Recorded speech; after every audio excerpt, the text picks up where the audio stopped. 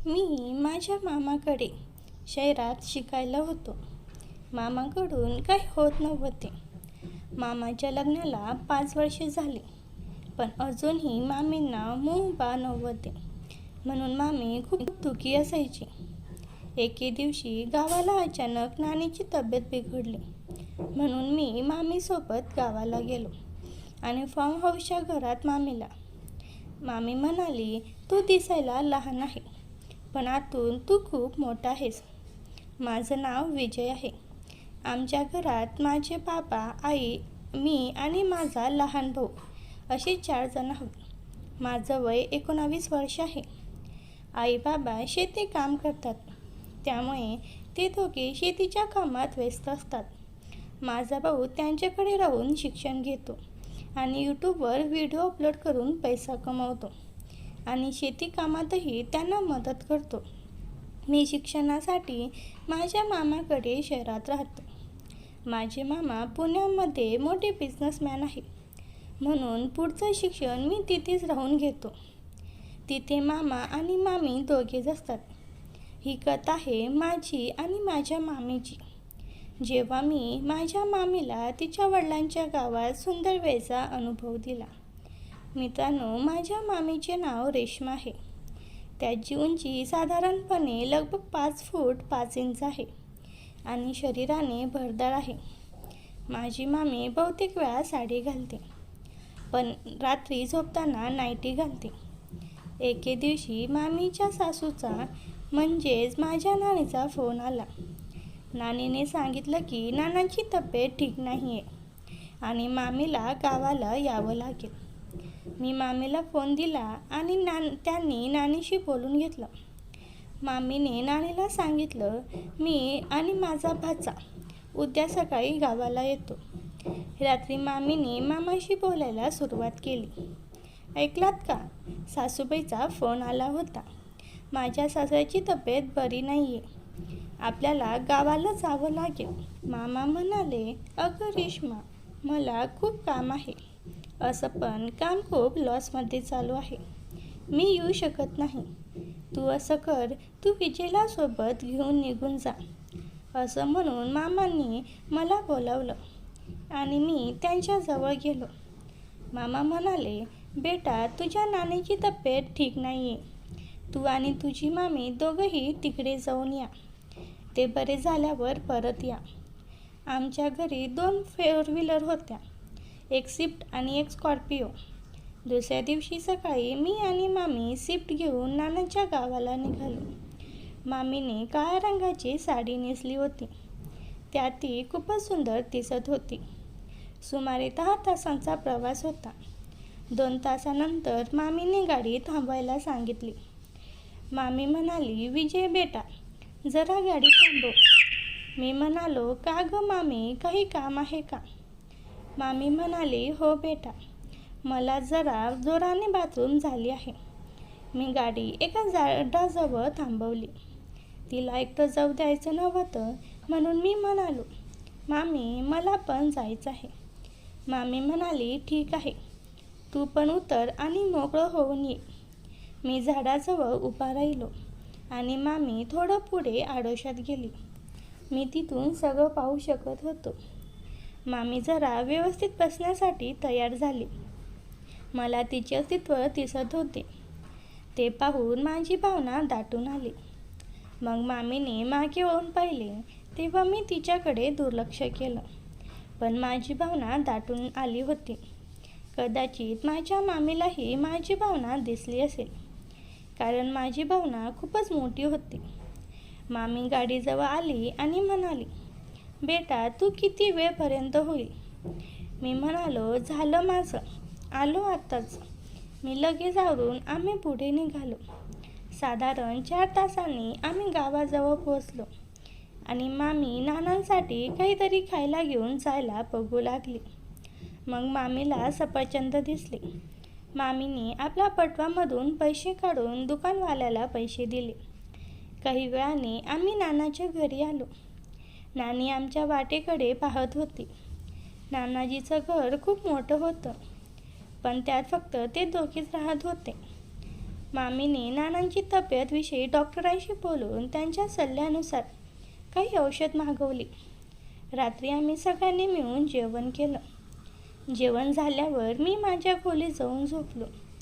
सकाळी उठलो आणि बाथरूमकडे गेलो, पण दरवाजा आतून बंद होता. मी आवाज दिला. मी म्हणालो, कोण आहे आत? तर आतून मामी म्हणाली, बेटा मी आहे, थोडं थांब, 2 मिनिटात येते. थोड्या वेळाने मामी टावेल गुंडाळून बाहेर आली. मामीने टावेल घेतला होता, तो फक्त गुडघ्यापर्यंत येत होता. ती बाहेर येताना थोडी घाईत होती, त्यामुळे अचानक माझ्याशी हलकीशी धडक झाली आणि टावेल थोडा निसटला. मामीने पटकन टावेल सावरला आणि स्वतःला व्यवस्थित केलं. मी म्हणालो, ओहो सॉरी मॉमी. मामी हसून म्हणाली, काही नाही रे बेटा, जाऊ दे. असं म्हणत ती हसतच आपल्या खोलीत निघून गेली. इकडे मी बाथरूममध्ये शिरलो. मी आत गेलो तर मला दिसले की मामीच्या व्यक्तिमत्वाचे कव्हर पडलेले होते. माझ्या आत थोडी थंडी होती, म्हणून मी त्याला माझ्या भावनेभोवती गुंडाळले आणि मामीला आठवण करून मी हतबल केले आणि सर्व रंग त्या कव्हरवर टाकले. मग मी अंघोळ करून बाहेर आलो आणि नाश्ता करून घराच्या बाहेर बसलो. थोड्या वेळाने मामीही आली आणि माझ्यासोबत बसून गप्पा मारू लागली. मामी म्हणाली, बेटा नानीच्या घरी येऊन कसं वाटलं? मी म्हणालो, मामी नानाचं घर तर खूप मस्त आहे. मी पहिल्यांदाच इतकं लक्ष देऊन पाहिलं. पहिले लहान होतो तेव्हा काही फारसं समजत नव्हतं. आईसोबत आलो होतो. मामी म्हणाली, बेटा आपलं एक फार्म हाऊसही आहे. ते इथून फक्त अर्धा किलोमीटर अंतरावर आहे. घराच्या मागच्या बाजूने तिकडे जाण्याचा रस्ता आहे. नानाचं घर गावापासून थोडंसं दूर मोकळ्या जागेत होतं. आसपास काही घरे होती, पण तीही थोडी दूर दूर होती. मी म्हणालो, मामी आपण तिकडे फिरायला जाऊया का? मला पण पाहायचं आहे. मामी म्हणाली, ठीक आहे बेटा, मी तुझ्या नानीला सांगून येते. काही मिनिटातच मी आणि मामी सोबत नानाच्या फार्म हाऊसवर पोहोचलो.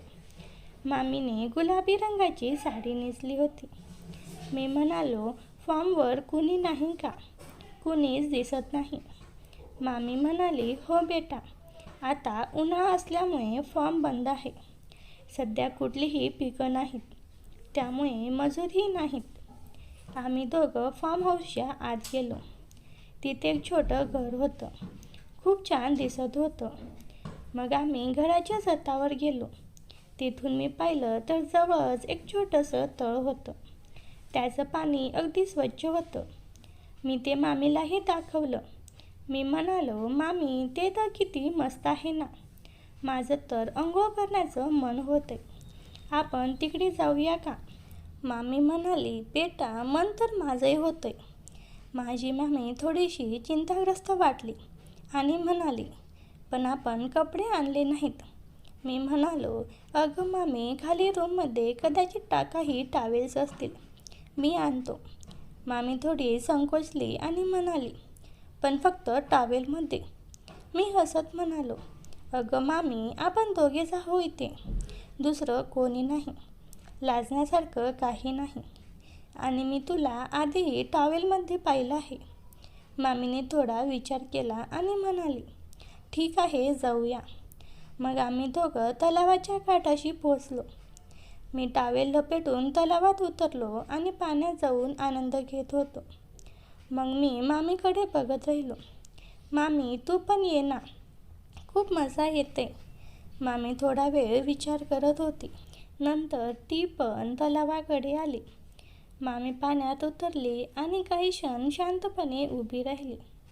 नंतर तिने हळूच माझ्याकडे फिरवली आणि ओलसर कपडे अलगद बाजूला ठेवले. थोड्याच वेळात ती पाण्यात अधिक मोकळीपणाने डुबू लागली. माझी अवस्था वाईट होती. मग मामी माझ्याकडे वळली आणि मी पाहिले की मामीचा टॉवेल तिच्या अस्तित्वाचा फक्त 4 इंच खाली होता. त्यानंतर मामी माझ्याकडे पाहून हसली आणि म्हणाली, काय बघतो आहेस रे? मी सहजपणे म्हणालो, मामी तू खूप सुंदर दिसतेस. ती हलकंसं हसली आणि म्हणाली, थँक्यू बेटा. त्यानंतर आम्ही जवळपास तासभर एकत्र मस्ती केली. त्या दरम्यान मलाही अनेक वेळा मामीच्या अस्तित्वाला अनुभवता आले. एकदा मामीचा टॉवेल बाजूला होता आणि तिचे अस्तित्व माझ्यासमोर मोकळे होते. पण मामीने हसत हसत स्वतःला वळवले होते आणि तरीही मला तिचे अस्तित्व आणि व्यक्तिमत्वाची झलक दिसत होती. बराच वेळ पाण्यात खेळल्यानंतर आम्ही दोघं बाहेर आलो आणि पाहिलं तर आमचे सगळे कपडे ओले झाले होते. कपडे पाण्याच्या अगदी जवळ ठेवल्यामुळे खेळताना उडणाऱ्या पाण्याने ते भिजले असावेत. मी मामीकडे पाहत म्हणालो, मामी आपले सगळे कपडे ओले झालेत. मी विचार करत म्हणालो, आता काय करायचे? मामी म्हणाली, बेटा आधी फार्म हाऊसवर जाऊया, मग बघू काय करायचं. आम्ही दोघं घरात आलो. मग मामी म्हणाली, एक काम करूया, सगळे कपडे छतावर वाळत टाकू आणि मी तुझ्या नानीला फोन करून सांगते की आपण संध्याकाळी परत येईन. मी मान डोलावली. ठीक आहे मामी. नंतर मामीने नानीला फोन करून कळवलं की आम्ही फार्म हाऊसवर आहोत आणि संध्याकाळी घरी येऊ. मग आम्ही दोघांनी मिळून कपडे छतावर वाळत घातले. त्यावेळी आम्ही दोघंही फक्त टॉवेलमध्ये होतो. आम्ही खाली येऊन खुर्चीवर बसलो आणि बोलू लागलो. मी म्हणालो, मामी आपल्याला सर्दी होईल कारण आपण दोघांनी ओले टॉवेल्स घेतले आहेत. मामीलाही असंच वाटत होतं. मामी म्हणाली, हो बेटा, पण काय करायचं? मी म्हणालो, मामी मला एक आयडिया आहे. मामी म्हणाली, काय? मी म्हणालो, आपण दोघं काही वेळ टॉवेलशिवाय राहूया आणि टॉवेल सुकल्यावर परत घालू. मामी म्हणाली, चांगली कल्पना आहे, पण बाळा मी तुझी मामी आहे, मी एक स्त्री आहे. मी म्हणालो, मामी मी तुझा मुलगासारखा आहे, तू कशासाठी लाजत आहेस? अगदी लहानपणीही तू मला अशी पाहिलं आहेस. आई म्हणाली, ठीक आहे बेटा, तुला काही प्रॉब्लेम नसेल तर मी मान्य करते. मग मम्मीने घराचा दरवाजा अजून बंद केला आणि आम्ही दोघंही मोकळे बसलो. मामी हाताने तिचे अस्तित्व लपवत होती, पण तिचे व्यक्तिमत्व सगळे दिसत होते. माझी भावनाही दाटून आली होती. मग तिने माझी भावना दाटून आलेली पाहिली. थोडा वेळ आम्ही दोघं बसून होतो. मला थोडी तहान लागली. मी मामीला म्हणालो, मामी मला खूप तहान लागली. मामी म्हणाली, बाळा घरात पाणी नाही आहे, कदाचित बाहेर एखादा टब असावा. पण बाळा आपण तर अशी आहोत. मामी थोडा संकोचात म्हणाली, आपण बाहेर जाऊ शकत नाही. मी म्हणालो, पण मामी मला खूप तहान लागली आहे. मामी म्हणाली, बाळा तू एक काम करशील का? पण हे कुणालाही सांगू नकोस. मी म्हणालो, हो मामी. मामी म्हणाली, बाळा एक काम कर, तू माझ्या अस्तित्वातले दूध पी. मी म्हणालो, मामी तुझ्या व्यक्तिमत्वात अजूनही दूध आहे का? मामी म्हणाली, हो बेटा, तुझ्या मामांना दूध प्यायला खूप आवडतं, म्हणून मी औषध घेऊन माझ्या व्यक्तिमत्वात दूध बाहेर पडण्याची व्यवस्था केली आहे. मी माझी खुर्ची मामीजवळ आणली आणि तिच्याजवळ बसलो आणि व्यक्तिमत्वातून दूध पिऊ लागलो. पण दूध येत नव्हतं, पण खूप मजा येत होती. मी तिच्या डोळ्यात पाहिलं आणि तिच्या डोळ्यातून प्रभावित झालेली अवस्था पाहताना दिसली. मला समजले की माझ्या मामीला पण माझ्या भावनेची तहान लागली आहे. मामीने माझा एक हात तिच्या व्यक्तिमत्वावर ठेवला आणि म्हणाले, बेटा व्यवस्थित. मी म्हणालो, होय मामी. मी म्हणालो, मामी खूप गोड आहे. माझी भावना दाटून आलेली होती. आता मामी आवाज करू लागली. मामी म्हणाली, आता मला पण खूप तहान लागली आहे विजय. मग मी काही मिनिटांनी दूध प्यायचे सोडले आणि तिच्या व्यक्तिमत्वाला सुंदर वेळ देऊ लागलो. आम्ही दोघंही प्रभावित झालो होतो. थोड्या वेळाने मी तिला आत बेडरूममध्ये घेऊन गेलो. ती पूर्णपणे हिरोईनसारखी दिसत होती. ती म्हणाली, बेटा हे कुणाला सांगू नकोस. हे प्रकरण फक्त आपल्या दोघांमध्येच राहावे. मी म्हणालो, हो मामी. मग मी मामीच्या जीवनावर भावना घासू लागलो. मामी हळू आवाजात म्हणाली, बेटा तू पॉकेट आणलास ना? मी म्हणालो, नाही मामी. ठीक आहे, तू एक काम कर. शेवटच्या वेळी जेव्हा रंग सोडणार आहेस तेव्हा ते माझ्या जीवनावर सोडू नकोस. रंग बाहेर टाक, नाहीतर बेटा तू पाप होशील. मी म्हणालो, हो मामी. मी रंगाची पिचकारी बाहेर सोडेल. मग मी माझी भावना तिच्या जीवनात टाकली तर मामी ओरडली, अरे त्याला बाहेर काढ. मी माझी भावना बाहेर काढली आणि मामीला विचारले, मामी काय झाले? मामी म्हणाली, तू एक काम कर. थोडं तेल आण आणि ते तुझ्या भावनेवर लाव आणि थोडं जीवनावर पण. मग मला सुंदर वेळचा अनुभव दे. मी थोडे तेल आणले आणि तिच्या जीवनावर लावले आणि भावना आत टाकून सुंदर वेळचा अनुभव तिला देऊ लागलो. मी म्हणालो, अरे मामी, मला खूप मजा येत आहे. सुमारे 30 मिनिटे सुंदर वेळ घालवल्यानंतर मी पिचकारीतून रंग सोडणार होतो. मी म्हणालो, अरे मामी, मी रंग सोडणार आहे. मामी म्हणाली, बेटा रंग जीवनात नको सोडू.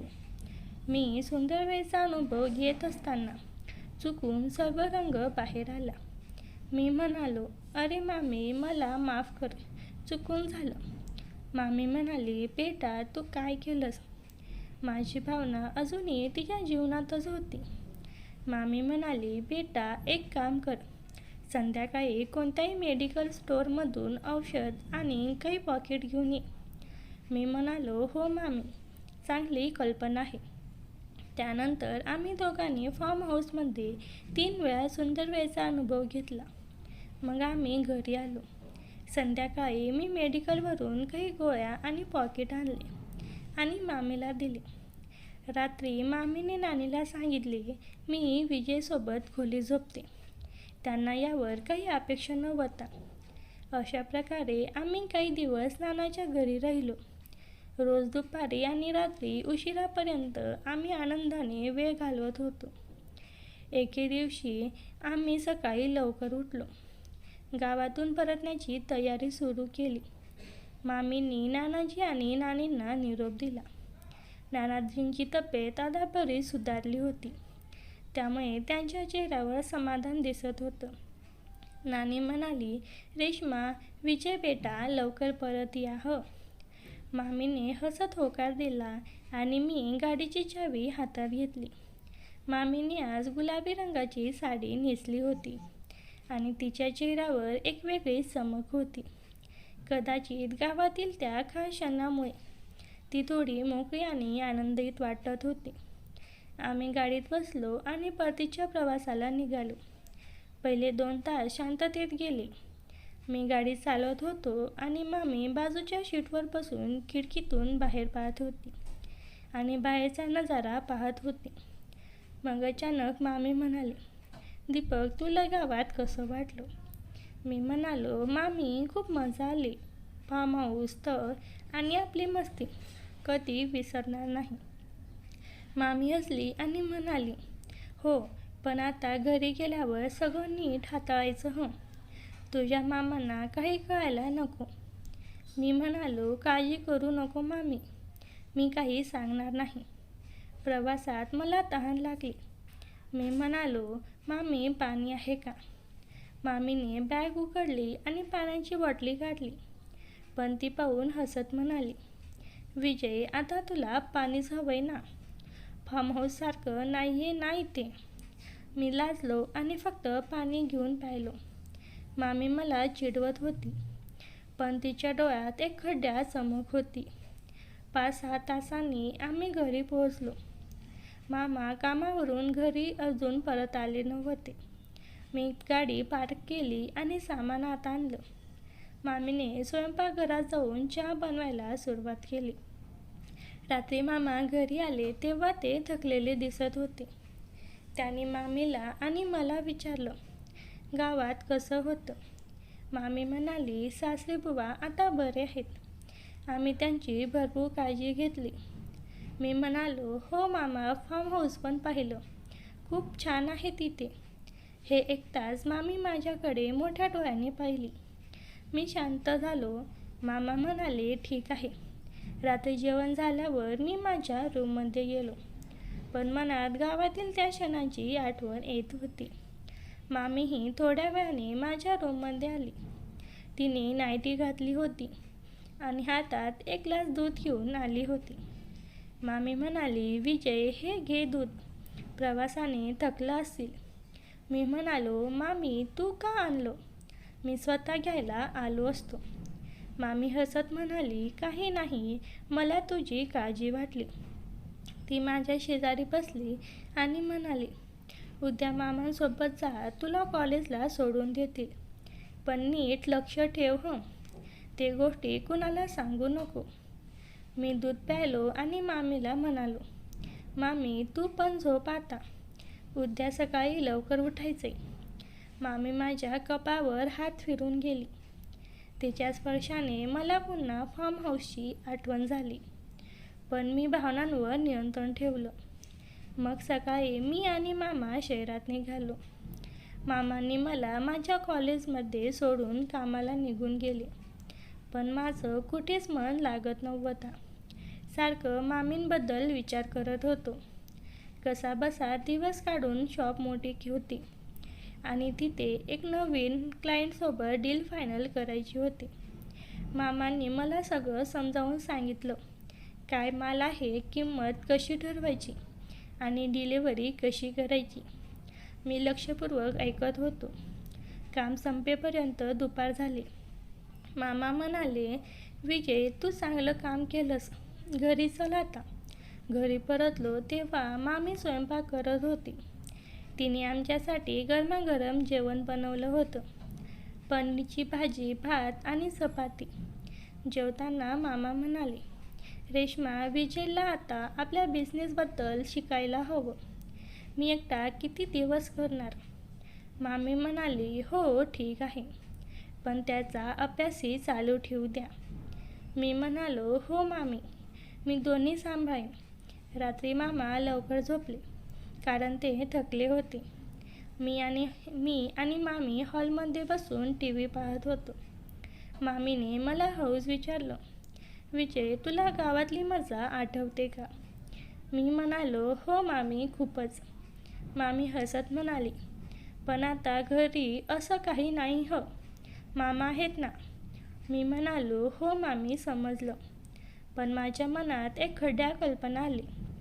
मी म्हणालो, मामी, मामा झोपले की आपण गप्पा मारूया का? मामी म्हणाली, ठीक आहे, पण फक्त गप्पा हं. रात्री 11 वाजता मामा गाढ झोपेत होते. मी आणि मामी टेरेसवर गेलो. तिथे थंड हवा सुटली होती. मामीने मला जवळ घेतलं आणि म्हणाली, विजय, तुला माझी खूप काळजी वाटते ना? मी म्हणालो, हो मामी, तू माझ्यासाठी खूप खास आहेस. मामी म्हणाली, बेटा, मी पण तुझ्यावर खूप प्रेम करते. गावात जे झालं ते तिथेच ठेवूया. मी मान डोलावली, पण मनात एक वेगळीच आग होती. मामीने मला मिठी मारली आणि आम्ही खाली आलो. त्या रात्री मी स्वप्नात पुन्हा फार्म हाऊस पाहिलं. काही दिवसांनी दीपक, माझा लहान भाऊ, गावावरून आमच्याकडे आला. त्यांच्या येण्याने घरात गडबड वाटली. पण मामी आणि माझ्यात एक गुप्त बंध तयार झाला होता, जो आम्ही दोघे समजत होतो. एक दिवस मी शाळेतून घरी आलो तेव्हा मला आमच्या ओठांवर एक पॉकेट पडलेला दिसला. मी ते उचलून पाहिलं तर मी दंगच राहिलो आणि विचार करू लागलो की मामा पण कामावर आहे. मामी आणि दीपक दोघेच घरी आहे. नेमकं हे पॉकेट इथे कसे काय आले आणि याचा वापर कोण करत आहे? मला काहीतरी गोंधळ वाटलं, म्हणून मी खिडकीतून आतमध्ये डोकावून पाहिलं. तर मित्रांनो, समोरचं दृश्य पाहून माझी पायाखालची जमीनच सरकली.